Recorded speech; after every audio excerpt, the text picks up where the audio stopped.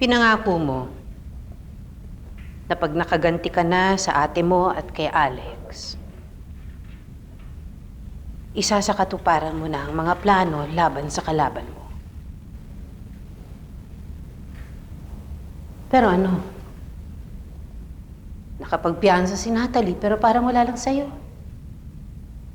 At ngayon gusto mo rin itigil ang pagganti kay Ren. Ano ba nangyayari sa'yo? Pinapakita mo kung gaano kahina ang sikmura mo. Di ako nang hina, Magnolia. Haharap pa din naman si Natalie sa kaso niya. Tapos yung tungkol kay Ren, tama nang nangyari sa kanya. Nagawa ko naman yung mga sinabi ko noon.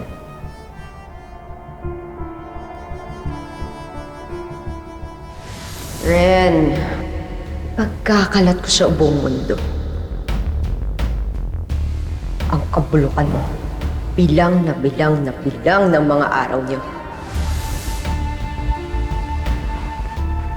Tatanggal na yan sa National Police Force. Tatalikuran na rin yan ng mga tera. Dahil nalaman na ng mundo ang kawalang hiyaan niya. Mapanganib na tao si Ren. Muntik nang mamatay ang lola mo dahil sa kanya.